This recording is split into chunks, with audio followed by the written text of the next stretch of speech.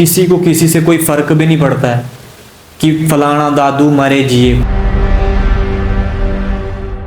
16 तारीख से लाचारी हो गया मैं। उस टाइम आपको कौन लेके गया था हॉस्पिटल? यार मैं अकेला गया, अकेले गए थे? अकेले गया होगा। इनमें से दादू कुछ लोग मुझे गालियां देते हैं, उनके लिए कुछ बोल दो, डांट दो उनको। वो यार वो क्या करें, उनके दिमाग में थोड़ी कमी है। मैं तब 1 महीना हॉस्पिटल के चक्कर काटे, ये नहीं हो कि मैं भी हॉस्पिटल में पहुंच जाऊँ। ना तुम्हारे पास कोई अच्छे कपड़े, ना कोई तुम्हारे रंग का ढंग, तुम ना अच्छे। इस हालत में एडमिट कौन करेगा? टांडा चले गए। टांडा में जो बुरे हाल हुए। और उसने बुरा हाल किया टांडे ने।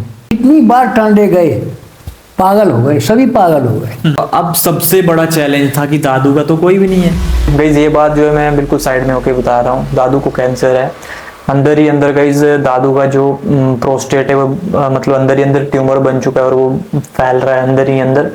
अब मैं ऑपरेशन की बात बताऊं, जब जो एक ऑपरेशन होना था, जो टांडा वालों ने बताया था, उन्होंने कोई भी टेस्ट ऐसा नहीं किया था जिससे क्लियर हो सके कि इनकी जो दिक्कत है वो कितनी है। जब प्राइवेट हॉस्पिटल में गए, वहाँ पे इनके सीटी स्कैन वगैरह हुए, वहाँ पे हमें पता चला कि इनका जो अंदर जो भी प्रोस्टेट है वो बढ़ चुका है। 2 सेंटीमीटर तक का कुछ बता रहे थे कि अंदर वो है।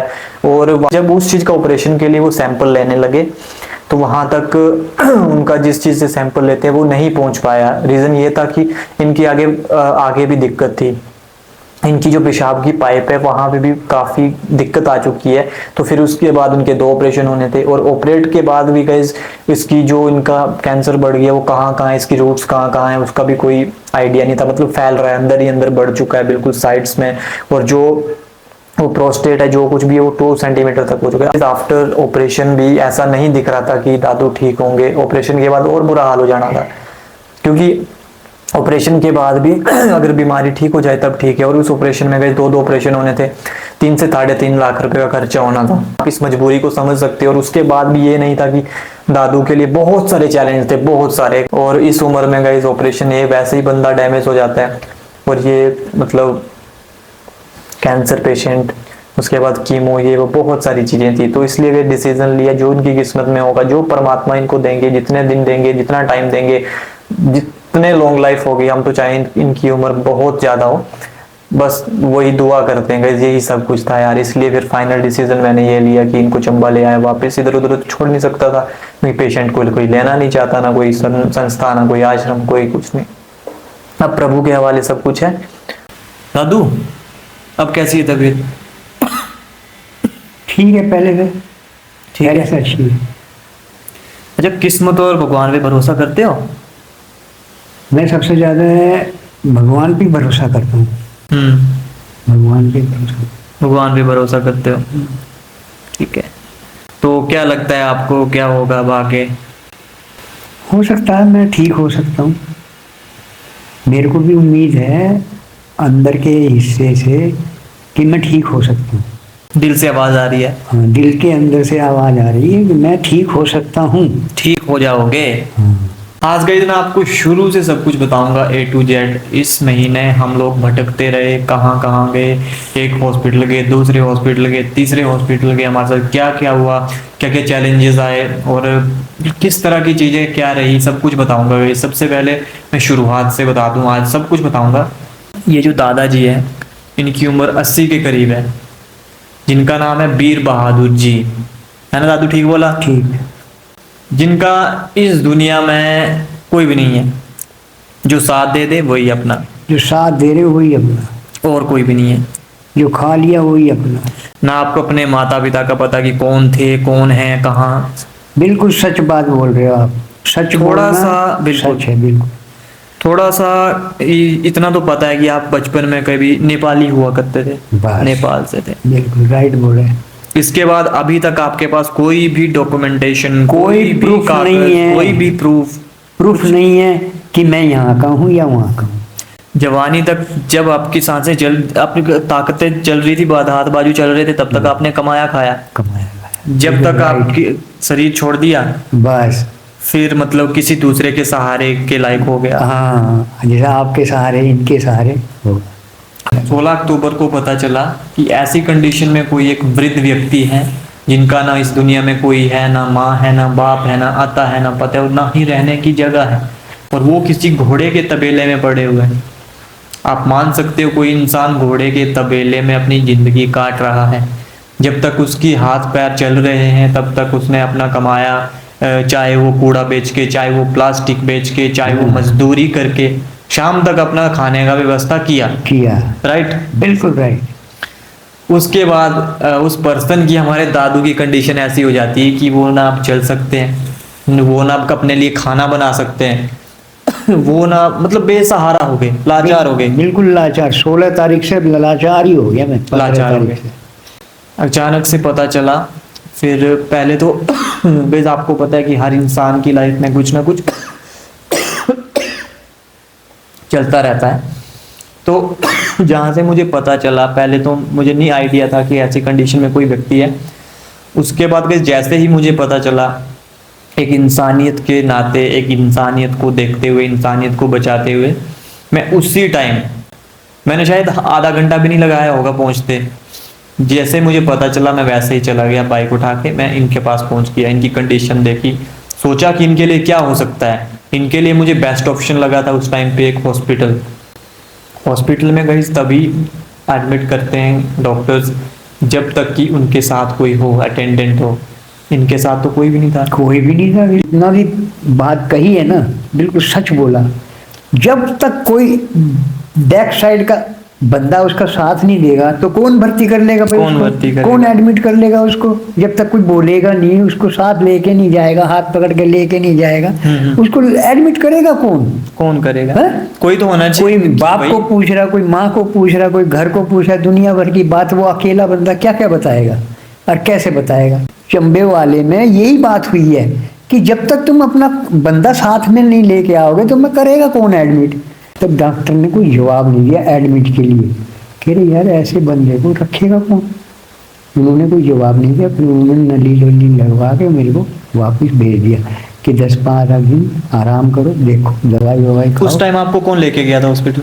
यार मैं अकेला गया। अकेले गए थे? अकेले गया, हिम्मत करके अकेला गया। तब से ही तो हालत बिगड़ी है मेरी। उस एडमिट के चक्कर में, ये नली लगवाने के चक्कर, उस नली का काम वहीं से शुरू हुआ। नली तो उन्होंने फिट कर दी थी सही कुछ, पर उन्होंने एडमिट नहीं करा। बस एडमिट में कमी हो गई। वही बात उनको मैंने बोला, डैम वालों को, चमेरा डैम वालों को, कि यार मेरे को तो एडमिट किसी ने किया नहीं हो गए। तो वो लड़के पता क्या बोलने लगे, यार इस हालत में तेरे को करेगा कौन? ना तुम्हारे पास कोई अच्छे कपड़े, ना कोई तुम्हारे रंग का ढंग, तुम ना अच्छे, आपने तो कितना अच्छा पहना रखा मेरे को सब कुछ का। ये बात है। तो इस हालत में एडमिट कौन करेगा? तो आपने जो जो बात आप इस टाइम कही ना, बिल्कुल सही कही। जब तक कोई हाथ पकड़ के लेके नहीं जाएगा तो कौन करेगा भर्ती? वही बात है ना, बोलने वाले सभी होते हैं, करता कोई नहीं है। करता कोई कोई। उस दिन से हम 1.5 हफ्ता चंबा के ये मेडिकल हॉस्पिटल में रहे। उसके बाद इनको रेफर कर दिया। दिन रात का इनकी सेवा में चलो, पीछे लगे रहे, पीछे लगे जितना हो पाता था। तो उसके बाद हमारे दादू रेफर हो गए, टांडा चले गए। टांडा में जो बुरे हाल हुए, और उसने बुरा हाल किया। टांडे ने सबसे बुरा हाल किया। ना कोई जा एम्बुलेंस में गए, उसमें भी बेफायदा। 2 बार कार में बेचारा बाबू ले गया, वो उसमें भी बेकार हो गए। अनु का घरवाला ले गया, तब भी बेकार हो गए। जब तो जितनी बार टांडे गए पागल हो गए, सभी पागल हो गए। टांडा के सारे चिट्ठे पर्चे ये हैं, इसी में सब कुछ, चाहे वो एक्सरे हो, चाहे वो अल्ट्रासाउंड हो, चाहे वो ECG हो, चाहे वो कोई भी रिपोर्ट हो, चाहे वो किसी भी तरह की रिपोर्ट हो, सब कुछ इसमें बंद है। टांडा में आ गई हमें ऑपरेशन की डेट की। दादू के जो है प्रोस्टेट की दिक्कत है अंदर, फलानी डेट 19 से 22 की डेट हमें आई थी। जब हमें छुट्टी हो गई ना टांडा से, तो जहाँ पे दादू बीमार हो गया खुद भी। मौसम खराब हो रहा है ना, दिन में है गरम बस। फिर तब 1 महीना हॉस्पिटल के चक्कर काटे, ये नहीं हो कि मैं भी हॉस्पिटल में पहुंच जाऊँ। है दादू? महीना ही ऐसा जाएगा। ले जाओगे फिर मेरे को हॉस्पिटल? और क्या ले जाओगे? हाँ, पीठ में बैठूंगा आपकी। हाँ, पीठ में बैठ के ले जाऊंगा। उसके बाद क्या हुआ भाई, जब हमें तो हॉस्पिटल से छुट्टी हो गई, हमें डेट मिल गई। 3 से 4 दिन हम लोग टांडा में भटकते रहे, दिन रात फर्श पे सोए, नीचे फर्श पे सोए रात को। पूरे दिन रात खाना नहीं खाया था, खाना ही नहीं मिला, टाइम ही नहीं लगा।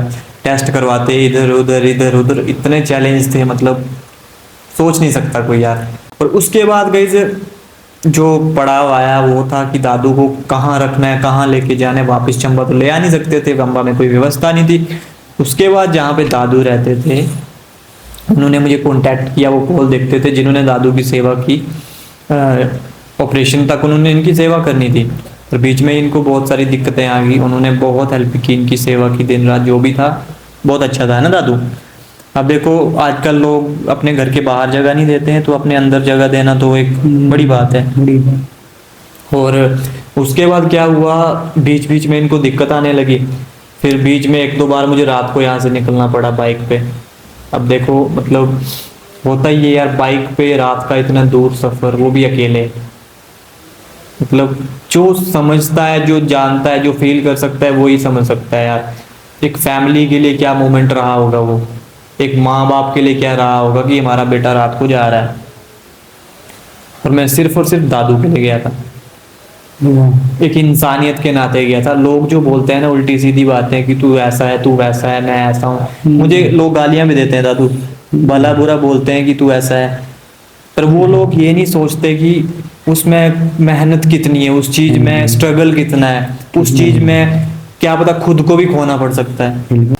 नेचुरल सी बात है, खुद को भी खोना पड़ सकता है गाइस। अब जो बंदा रात को निकल रहा है अकेले बाइक पे, और नवंबर का महीना, ठंड देखो। उसके बाद गाइस मैं चला गया दादू के पास, दादू को इमरजेंसी ले गए थे। इमरजेंसी में क्या ही होगा, छोटा मोटा बस वही ट्रीटमेंट देंगे 2-4 घंटे वाला, फिर चलो भाई।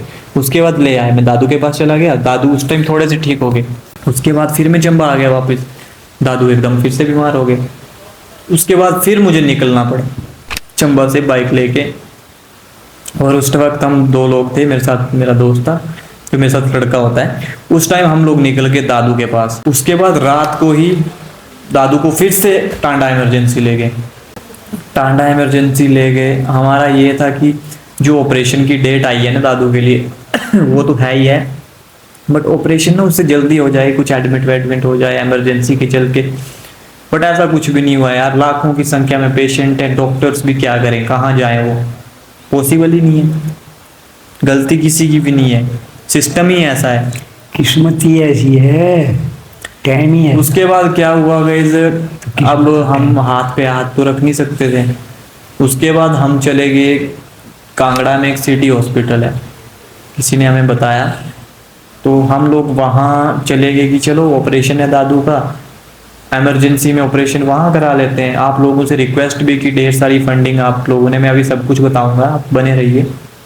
उसके बाद हम लोग वहाँ चले गए, और वहाँ से हमें जो चीज़ें पता चली ना, वही बस ये सब कुछ का एंड है जो अभी हम लोग हैं यहाँ पे। 4 दिन वहाँ पे रहे, 4 दिन का खर्चा हम लोग वहाँ पे मतलब 40 से 50 हज़ार रुपये हमारे खर्च हो गए उसी हॉस्पिटल में। और हमारा बिल समथिंग 60 से 70 हज़ार रुपये का बना था, और डॉक्टर्स ने भी बहुत मदद की हमारी वहाँ पे, मतलब बहुत सारी चीज़ें थी। ये सारे बिल मेरे पास हैं, एक एक बिल आपको पढ़ा सकता हूँ, एक एक बिल, एक एक पैसा आपको दिखा सकता हूँ मैं कि उन 4 दिनों में कितना हमने खर्चा किया, कितनी दवाइयाँ आई, एडमिट के चार्जेस, आईसीयू के चार्जेस, 1 डे रूम रेंट, मतलब बहुत सारी चीज़ें। ये सारे बिल पड़े हैं। और एंड लास्ट आपको ये इनकी रिपोर्ट्स दिखाऊंगा वहाँ की। यहाँ सिटी स्कैन लगा रहा हूँ, या तो आप पढ़ा लेना किसी से, या खुद पढ़ सकते हो, तो खुद पढ़ लेना कि इनको दिक्कत क्या है। उसके बाद गई 4था दिन था, वहां से हमने डिस्चार्ज करवा लिया। अब मैं मुद्दे पे आता हूँ कि दादू को गई प्रोस्टेट की दिक्कत है अंदर, जहाँ एक ऑपरेशन होना था वहाँ 2 ऑपरेशन होने को आगे थे। मैं यहाँ पे लिख दे रहा हूँ, सब कुछ आप पढ़ लेना। 2 ऑपरेशन होने थे, और ऑपरेशन के बाद भी मतलब आसार नहीं थे। और उसके बाद गए इस उम्र में हमने ये डिसीजन लिया कि चलो दादू जो भी किस्मत में होगा, दादू की हंसी खुशी अच्छे से खाएं पिएं ऐश करें। अब ऑपरेट होता बहुत चैलेंज थे, बहुत सारी दिक्कतें थी, और मैं आपको बताऊंगा भी कि क्या क्या कैसे था। दादू है बेचारे, दादू पेशेंट है, हम तो दादू को खुश रखना और खुश देखना ही चाहते हैं, और दादू के सामने पॉजिटिविटी ही बोलना चाहते हैं ना दादू। अब सबसे बड़ा चैलेंज था कि दादू का तो कोई भी नहीं है, जब से हम हैं दादू के तो हम ही हो गए, माँ बाप भाई बहन यार मित्र दोस्त सब कुछ ही। उसके बाद चैलेंज ये था कि अब दादू को कहाँ लेके जाएं, कौन दादू को रखेगा। किसी आश्रम वाले ने दादू को नहीं रखा, किसी मतलब कहीं से भी कोई सपोर्ट नहीं आया। सपोर्ट उन लोगों ने किया जो हमारी तरह आम लोग हैं, जो हमारी तरह दिन में पूरा कमाते हैं, शाम को खाते हैं या महीने की इस बार सैलरी लेते हैं। उन लोगों ने पूरा सपोर्ट किया है और किसी ने भी सपोर्ट नहीं किया, और किसी को किसी से कोई फर्क भी नहीं पड़ता है कि फलाना दादू मरे जिए कोई बात नहीं, डेली के मरते आते हैं, ऐसे सोचते हैं ना कई लोग। बट जिस दिन आप एक इंसान की कीमत समझ जाओगे ना, या इस धरती पे जितने भी जो कुछ भी है, जीव जंतु कुछ भी है, उस चीज की कीमत आप लोग जिस दिन समझ जाओगे ना, उस दिन सब समझ जाओगे।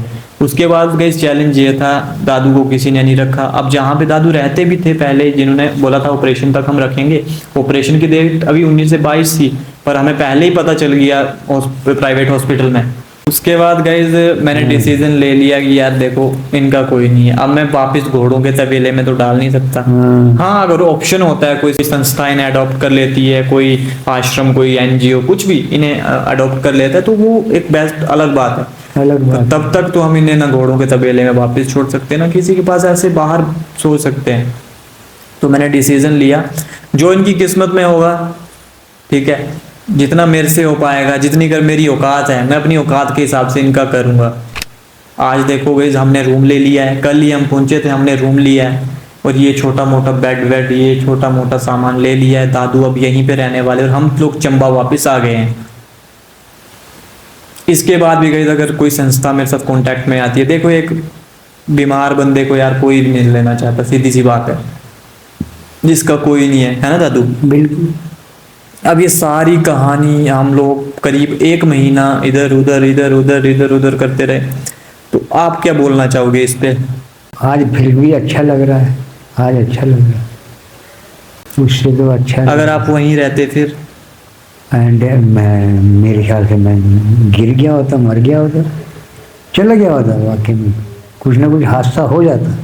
अब दादू देखो, जितना मेरे पास होगा मैं करूँगा आपके लिए, ठीक है?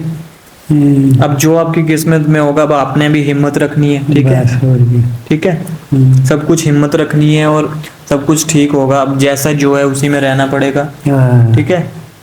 बाकी कोई दिक्कत नहीं है, प्रभु का नाम जपते रहना है। मेरे साथ इंस्टाग्राम पे जुड़े हैं, चाहे फेसबुक पे जुड़े हैं, तो मैं ऑपरेशन के लिए आप लोगों से फंडिंग मांगी थी, आप लोगों ने गाइस फंडिंग की। मैं फिर से बोलूँगा कि वही आम लोग जो अपनी तरह बेचारे जो सैलरी लेते हैं या दिहाड़ी लगाते हैं, उन्हीं लोगों ने इकट्ठा किया हमारे पास 1,70,000 रुपये, उन्हीं लोगों ने। तो उन लोगों को दिल से थैंक यू है। सारी रिपोर्ट्स, सारे बिल, 1 रुपये का हिसाब है, उसमें से हमारा करीब 40 से 50,000 रुपये खर्च हो गए। जो लोग भी उल्टा सीधा बोलते हैं ना, वो कभी नहीं सोचते हैं कि बंदे की लाइफ में क्या चल रहा है।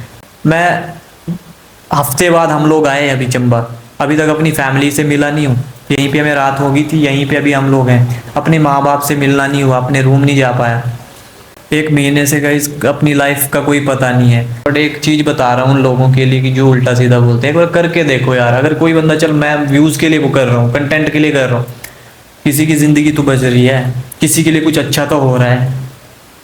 वो तो गाइस आप लोग फीलिंगलेस हो, वो आप नहीं समझ सकते, बट फिर भी चलो माना। तो गाइस ऐसी बात है। आज हम फाइनली चंबा आ चुके हैं। ऑपरेशन कराना सही नहीं समझा और रिस्की था बहुत ही, आप रिपोर्ट्स देख के लगा सकते हो पता। अब जो दादू की किस्मत में होगा वही होगा। दादू क्या बोलना चाहोगे एंड में? इस वीडियो को ख़त्म करते हैं यहीं पे इस चैप्टर को। भाई मैं ये चाहता हूँ कि अपना थोड़ा बहुत अपना खाना पीना चलता रहे, दवाई अपना चलता रहे, बस दवाई के सहारे मैं जी सकता हूँ और खाना पीने के सहारे जी सकता हूँ। भगवान ने चाहा तो मैं ठीक हो सकता। मुझसे कोई शिकवा नहीं, ना कोई गिला, ना कोई किसी से कोई गिला शिकवा नहीं। आपकी सेवा में कोई कमी? कोई मेरी सेवा में कोई कमी नहीं। आपने सोचा था कभी कि मेरी लाइफ में भी ऐसे होगा? अब मैं तो अकेला हूँ। देखो, बंदा गिर जाएगा, गिरने के बाद ही पता लगेगा कि हाँ मैं गिर गया। पहले कैसे पता चल जाएगा कि मैं हॉस्पिटल में एडमिट हो जाऊंगा?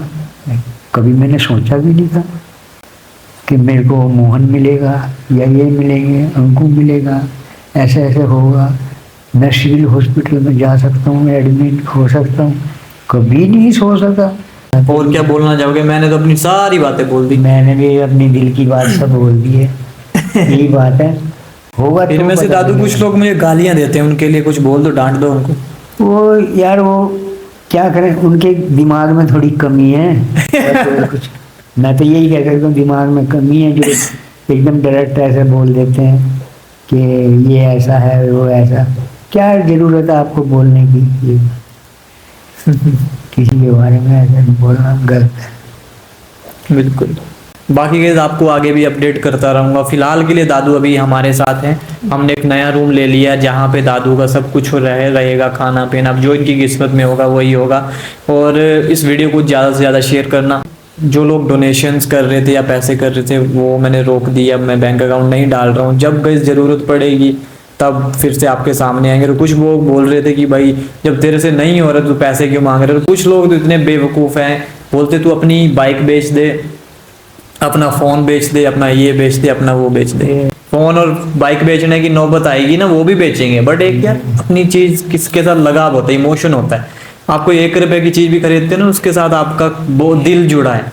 तो मतलब आप किसी इंसान की प्यारी चीज़ जो दिल के करीब है उस चीज़ के बारे में गलत बोल रहे हो तो उसको कितना बुरा लग सकता है बुरा लगता है ना दादू? बिल्कुल। खुद की हैसियत ना हो कुछ करने की तो कमेंट भी मत किया करो। और सबसे गाइस ज़्यादा दुख मुझे इस बात का है कि जितने भी लोग नेगेटिव कमेंट करने वाले थे, जितने भी लोग फालतू बातें बोलने वाले थे, वो सभी के सभी चंबा के थे। जब जब भी मैंने देखा, चाहे वो या तो चंबा के होंगे या तो अपने चुरा के होंगे, अपने चंबा डिस्ट्रिक्ट के ही थे। मेरा किसी के साथ दादू कोई भी ये नहीं है कि मैं मतलब जो मेरा बुरा बोलते हैं मैं उनको भी बुरा बोलूं। वो उनका बोलते रहे, पर एटलीस्ट यार थोड़ा तो समझना चाहिए। कुछ चीज़ों को रिसर्च करके बोलो। अगर मैं गलत हूँ तो फिर मुझे बोलो यार। जब तक कोई बंदा गलत ही नहीं है तो ऐसे क्यों? अगर आप जलते हो तो करो ना, उस चीज़ में फाइट करो ना, आगे बढ़ो ना, मेहनत करो ना, मेहनत करके दिखाओ ना कि हाँ हमने करके दिखाया, है ना दादू? बाकी इस वीडियो को शेयर करिए। Thank you so much. Bye bye.